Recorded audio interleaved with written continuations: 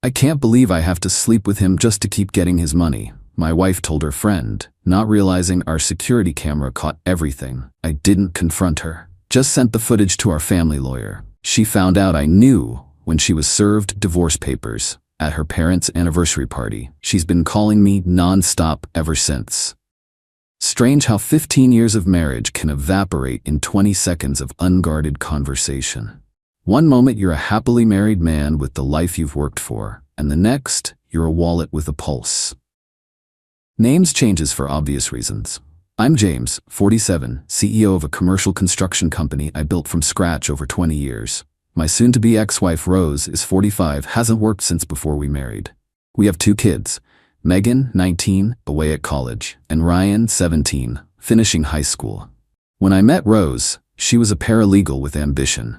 After we married, she decided she preferred being a full-time mother, and later a household manager. I supported her choice. We could afford it, and I wanted her to be happy. 8 weeks ago, I was in my home office reviewing footage from our security cameras, not something I normally do, but we'd had a package stolen from our front porch, and I wanted to see if the cameras caught anything useful. I was checking the interior camera in the kitchen when I saw Rose and her friend Melissa sitting at the island, drinking wine. "This vacation will be amazing," Rose was saying. "James thinks it's next month, but I've pushed it to September. Told him it's because of the weather, but really I just need more time at the spa first." Melissa laughed. "Getting all beautified for the beach? He'll appreciate that." Rose's response froze me in place. "Please, I can't believe I have to sleep with him just to keep getting his money. It's exhausting maintaining this charade. You know we haven't had sex in 3 months before last week?" Then he starts talking about reconnecting, and I had to give in, nearly gagged the whole time. Melissa's eyes widened. "Rose, that's cold. It's business. I've invested 15 years in this arrangement. 3 more until Ryan finishes college, then I can cash out with half of everything. The prenup expires on our 20th anniversary." "And then what? Divorce?" Rose sipped her wine. "Exactly. I've already got multiple accounts he doesn't know about. Been siphoning money for years. Once the prenup expires, I'll take half his company, half the properties, and the house. He can keep his boat and his pride." Melissa looked uncomfortable. "Does he suspect anything?"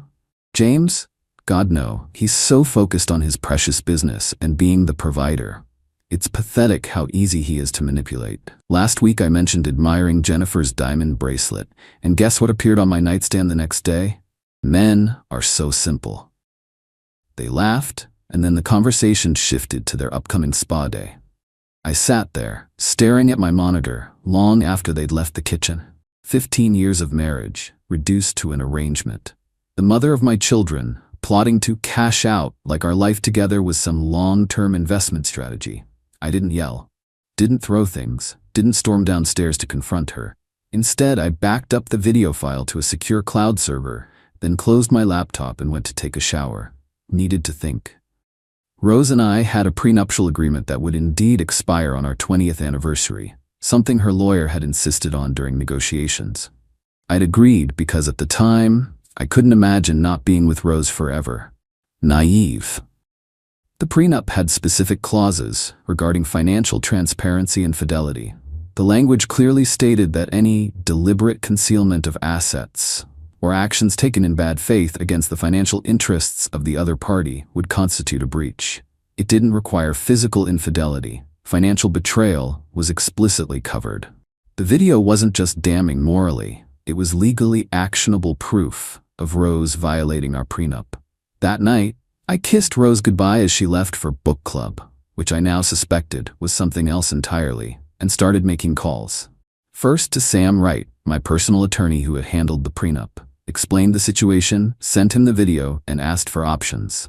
Second, to Michael Chen, my company's CFO and most trusted employee. Asked for a complete audit of all personal and business accounts Rose might have access to, directly or indirectly. Third, to Garrett Bell, a private investigator recommended by Sam, his specialty? Asset searches and surveillance. For the next 6 weeks, I lived 2 lives. In one, I was the same James, attentive husband, devoted father, busy CEO.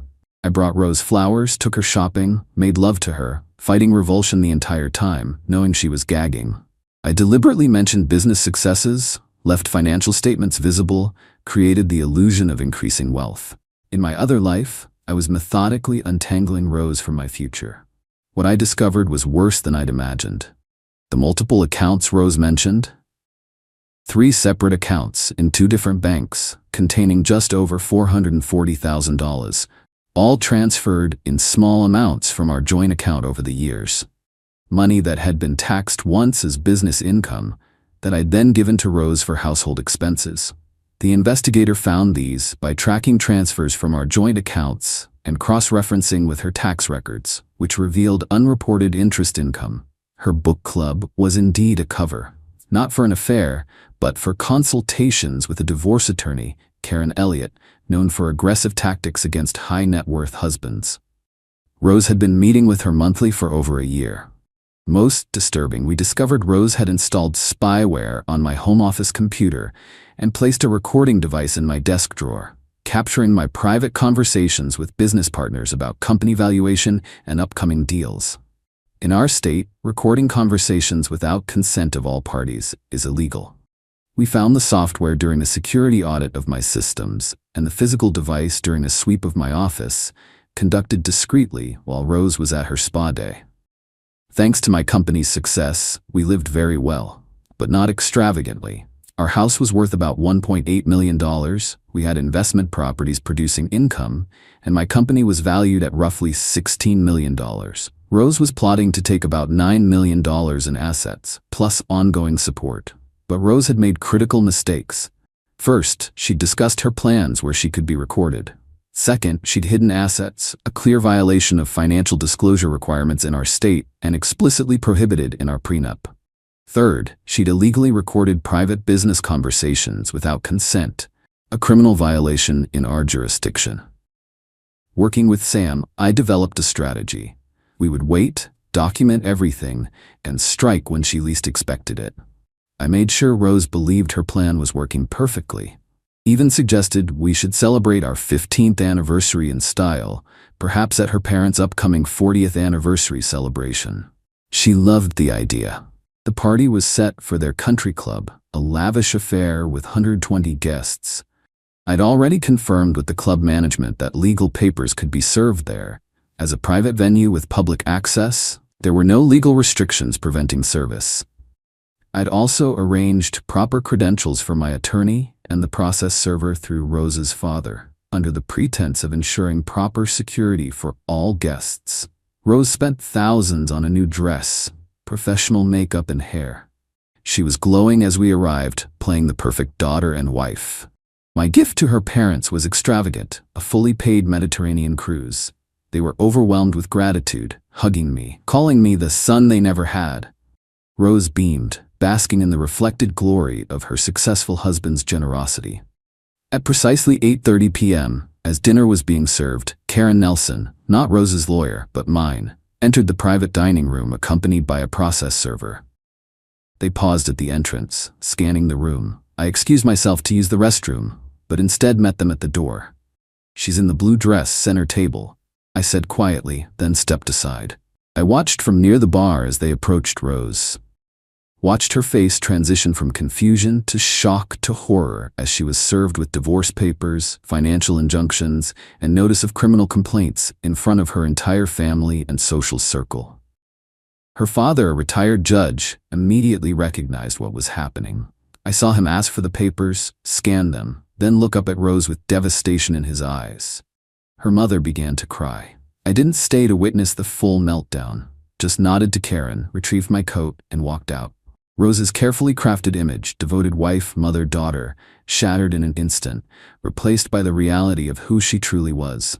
My phone started ringing before I reached my car. Rose, then her father, then Rose again. I turned it off, checked into a hotel I'd already reserved, opened a bottle of scotch, and finally allowed myself to feel the grief of losing the life I thought I had. The next morning, I turned my phone back on to 47 missed calls and dozens of text messages from Rose. "James, please call me. This is a misunderstanding. You're destroying our family over nothing." Think about the kids. Her father had called twice, her mother 5 times. I responded only to them with a brief text. Check your email. I've sent you the video and evidence of the hidden accounts and recording devices. Ask Rose about her plans for your son. They never had. The legal battle was swift and decisive. Rose's hidden accounts were frozen. Her lawyer withdrew from the case after learning of the recorded evidence and illegal surveillance. The prenup's financial fidelity clause was triggered by the deliberate hiding of assets and the bad faith planning against my interests, exactly as the agreement specified. Rose tried everything: tearful apologies, angry accusations, attempts to turn the children against me. But I'd prepared for that too. The night before serving her, I'd sat down with Ryan and shown him a carefully edited version of the video that included her financial plans, but not the hurtful sexual comments. Megan flew home from college for a similar conversation. It was the hardest thing I've ever done, but they deserved to know the truth before the chaos started. Both kids sided with me, devastated by their mother's calculated betrayal. Ryan asked to live with me full-time. Megan refused to speak to Rose for weeks. The divorce was finalized in near record time. Rose received a settlement aligned with the prenup's breach provisions, about 1/8 what she would have gotten after 20 years. No alimony, reduced child support since Ryan chose to live with me, and none of my business interests. She had to sell her portion of our investment properties to pay her legal fees. The secret accounts were deemed marital assets acquired through deception and divided accordingly, with penalties assessed against her share for the concealment. She kept her car, her jewelry, and personal items.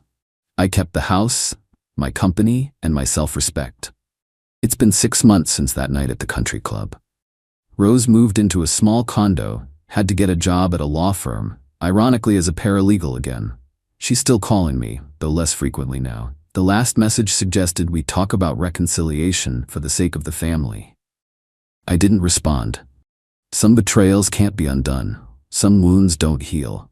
Finding out your 15-year marriage was nothing but a long con changes you forever.